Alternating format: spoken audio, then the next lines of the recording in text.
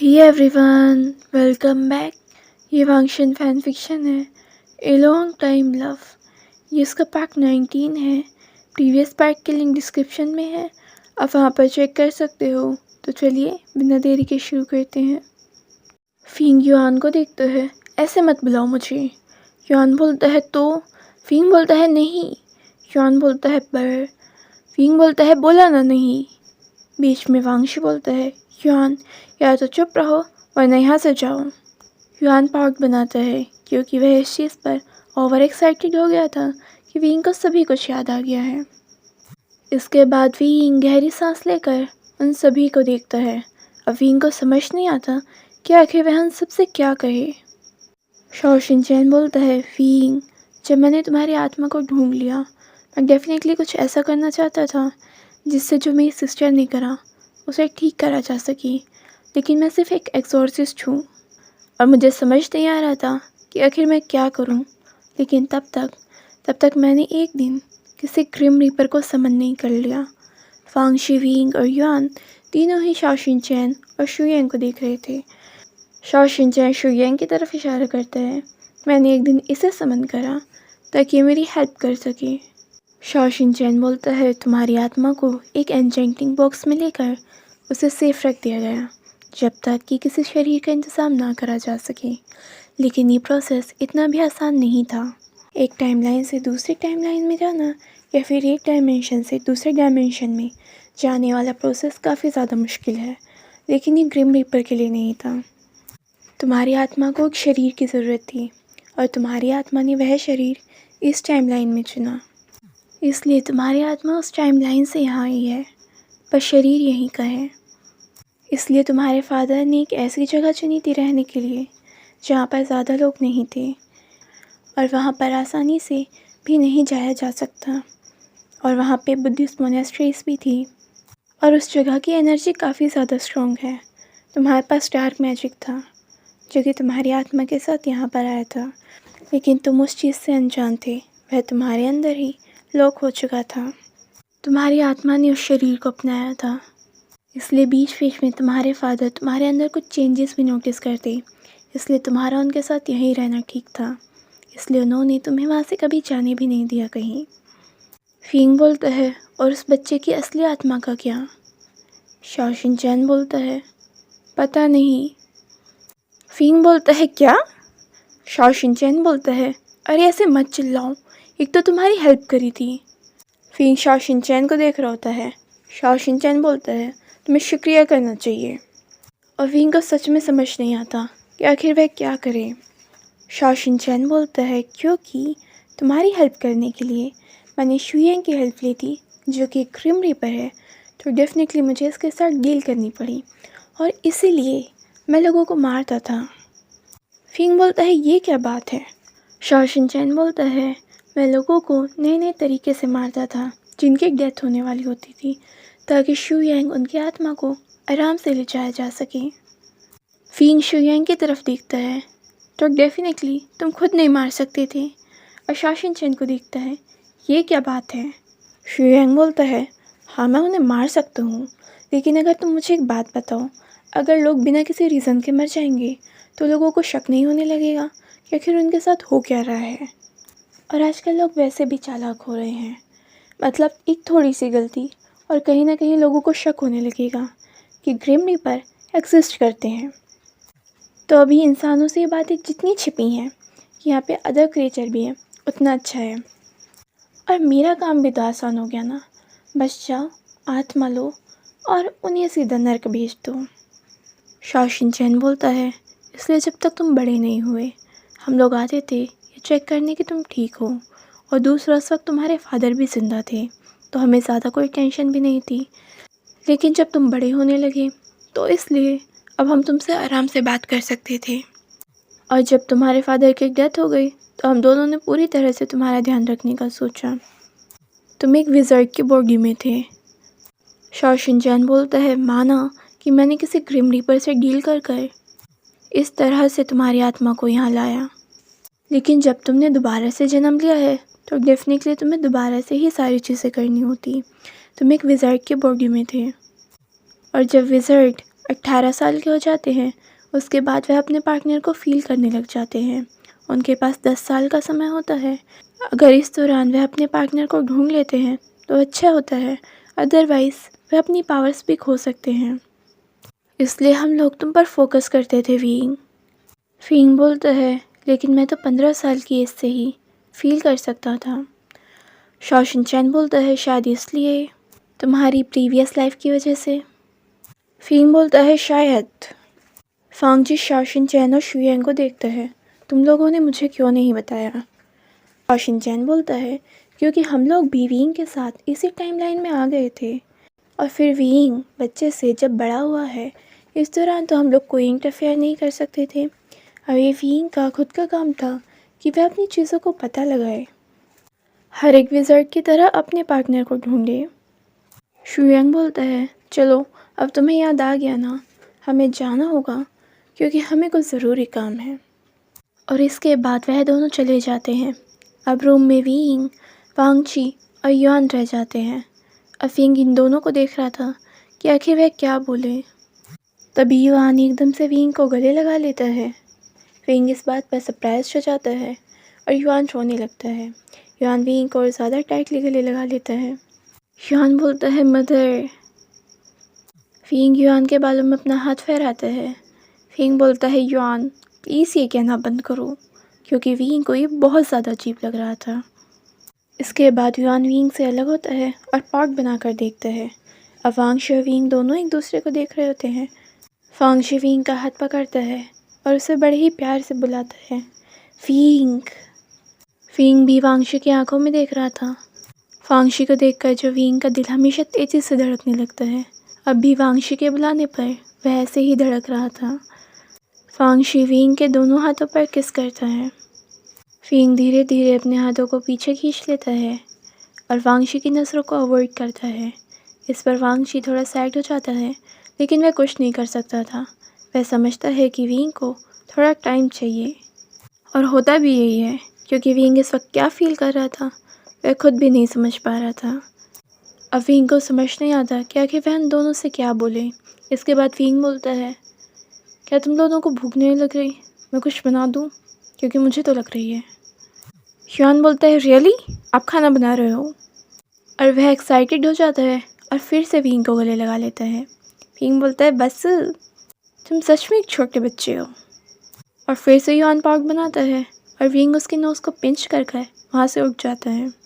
Yuan बोलता है, मैं आपको किचन दिखाता हूँ। उन दोनों की तरफ देखता है, तुम दोनों क्या खाओगे? युआन बोलता है, आप जो भी बना दोगे हम वही खाएंगे। और इसके बाद युआन वीइंग को किचन दिखाने लगता है। दोनों जाने लगते हैं। वांगजी सोचता है कि आखिर वह कैसे दोबारा से वीइंग को अपनी क्लोज कर ले, लेकिन उसके बाद तभी उसे याद आता है, अरे वीइंग को तो खाना बनाना आता ही नहीं। वह दरवाजे की तरफ देखता है कि वह दोनों तो जा चुके हैं। वांगजी जल्दी से जाता है फिंगर युआन के पास और एकदम से वीइंग से बोलता है, वीइंग नहीं। वीइंग बोलता है, क्या? वांगजी बोलता है, तुम्हें तो खाना बनाना ही नहीं आता। फिर युआन बोलता है, हाँ मैंने भी सुना था, आपने ऑमलेट में चीनी मिलाई थी ना, बट मुझे चलेगा अगर आप बना रहे हो। वीइंग बोलता है, मिस्टर लैन, आप आराम से जाकर डाइनिंग टेबल पर बैठिए और खाना बनाने का काम मुझ पर छोड़ दीजिए। वांगशी बोलता है, वीइंग। वीइंग बोलता है, मिस्टर लैन, जैसा कहा है वैसा करिए। और वह अपने फेस को सीरियस कर लेता है। ये देखकर वांगशी भी चुप हो जाता है। युआन बोलता है, आपको हेल्प चाहिए? वीइंग बोलता है, नहीं, मुझे किचन में अकेले काम करना ही पसंद है। वांगशी बोलता है, नहीं मैं भी रहूँगा। वीइंग वांगशी की तरफ देखता है, क्यों? वांगशी वीइंग के साथ किचन में इसलिए रहना चाहता था ताकि वीइंग खाना बनाने में अपने आप को हर्ट न कर ले, क्योंकि वांगशी को याद है उसकी प्रीवियस लाइफ की कुकिंग बिल्कुल बेकार थी और वह खुद को हर्ट कर सकता है खाना बनाते हुए। वीइंग बोलता है, जो आप सोच रहे हैं ना वो रहने दीजिए, क्योंकि मैं इसी टाइम में जन्मा हूँ, ठीक है, मैं सदियों पुराना नहीं हूँ। और ये कहकर वीइंग उन दोनों को वहीं छोड़कर किचन में चला जाता है। अब युआन तो आराम से एक जगह पर बैठ जाता है, लेकिन वांगशी नहीं। वीइंग अंदर किचन में खाना बना रहा था और वांगशी इधर से उधर चक्कर काट रहा था, क्योंकि वह वीइंग के बारे में ही सोच रहा था। फांगजी सोच रहा था कि विंग उसे अवॉइड कर रहा है और पता नहीं कि आखिर वह विंग को कैसे अपने क्लोज लाए और सब कुछ दोनों के बीच ठीक हो जाए। और वह किचन के दरवाजे की तरफ देख रहा था और पता नहीं अंदर न जाने सब्जियों का मर्डर कैसे हो रहा होगा। और वह किचन के दरवाजे की तरफ देख रहा था कि विंग अकेला सब कर लेगा ना। इसके बाद विंग खाना तैयार कर देता है और युआन सर्व करता है। विंग ने वांगशी के लिए बिल्कुल उसकी पसंद का खाना बनाया था और युआन के लिए उसकी पसंद का स्पाइसी फूड बनाया था। ये देखकर एक पल के लिए वांगशी तो हैरान हो जाता है कि विंग को खाना बनाना आता है, लेकिन विंग भी अपने लिए वांगशी की तरह सिंपल फूड बनाता है। वांगशी विंग का खाना देखकर बोलता है, विंग। युआन बोलता है, फादर ने तो कहा था कि आपको स्पाइसी फूड पसंद है। विंग बोलता है, कुछ चीज़ें बदल जाती हैं। जब वे लोग खाना खाने लगते हैं, युआन बोलता है, वाओ, आप बहुत अच्छा खाना बनाते हो, लेकिन फादर ने तो बताया था। विंग हंसने लगता है और बोलता है, तुम्हारे फादर ने सच बताया था। फांग जिससे विंग को देख रहा था। विंग चुपचाप खाना खा रहा था। फांग जी सोचता है, विंग को हमेशा खाते वक्त बात करने की आदत थी और मुझे उसे हमेशा रोकना पड़ता था। विंग को स्पाइसी फूड पसंद था और खाना बनाना नहीं आता था। ये सब कुछ नया है विंग में। और इसके बाद विंग काफ़ी थोड़ा सा खाना खाता है। विंग बोलता है, मेरा पेट भर चुका है। युआन बोलता है, बस इतने में? विंग हाँ में सर हिलाता है और इसके बाद विंग उठकर अपनी प्लेट्स को किचन में ले जाता है। वांगशी विंग को ही देख रहा था और विंग को खाना खाना पसंद था, क्योंकि खाने के मामले में विंग का हमेशा चलता था, जब तक मुंह में दांत हो और आप अच्छा खाना खा सको, टेस्टी, तब तक ये ठीक है। और जब दांत टूट जाए तो फिर क्या करोगे? और सिर्फ हेल्दी फूड खाकर और सूप पीकर ज़िंदगी कितनी बेरंग हो जाएगी। और विंग को खाने से प्यार था और कभी कभी वह बहुत ज़्यादा खा लिया करता था। इसके बाद विंग युआन और वांगशी को देखता है। आई थिंक मुझे जाना चाहिए। शिजे और जांग चैंग भी चिंता कर रहे होंगे। युआन बोलता है, क्यों? और वह पॉट बनाने लगता है, लेकिन तभी वांगशी विंग को खींचकर उसे टाइटली गले लगा लेता है। इस पर विंग एकदम से कोई रिस्पॉन्स भी नहीं कर पाता।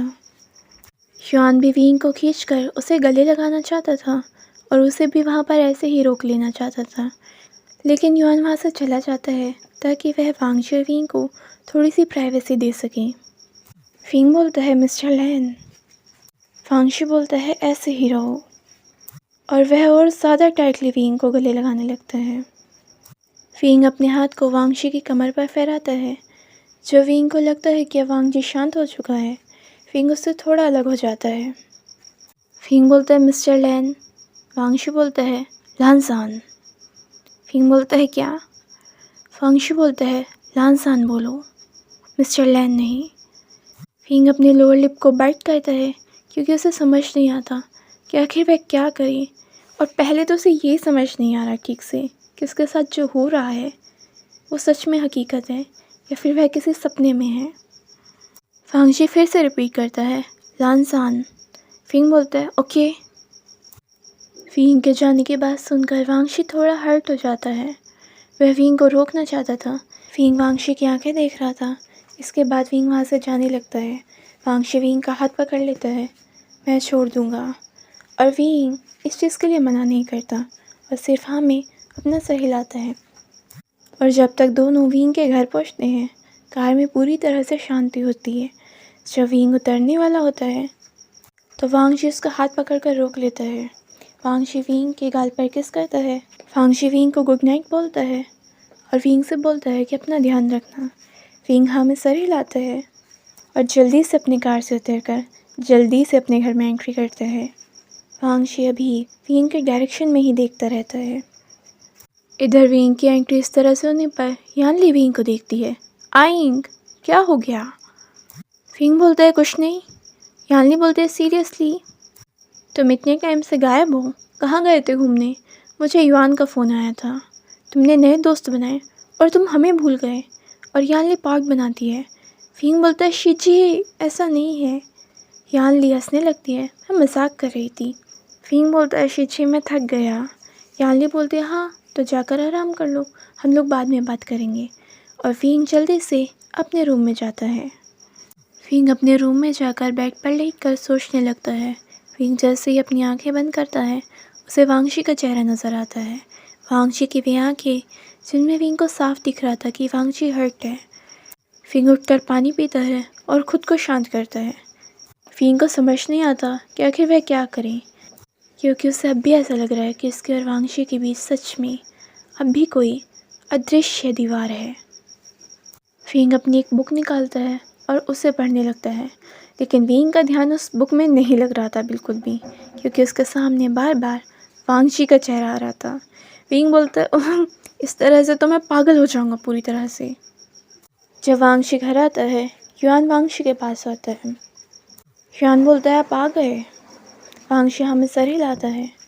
युआन वांगशी के पास बैठता है। "फादर, अब आप आगे क्या करोगे?" वांगशी युआन को देख रहा था। युआन बोलता है, "क्या बाबा को इम्प्रेस नहीं करना क्या आपको?" वांगशी हमें सर हिलाता है।